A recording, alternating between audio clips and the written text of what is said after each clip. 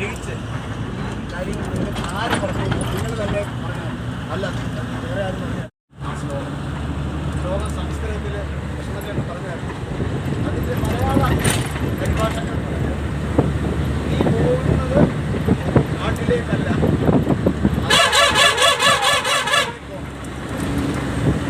നാളെ നിന്നുള്ള ചിന്ത വിട്ടിട്ട് അത് അയോധ്യയാണെന്ന്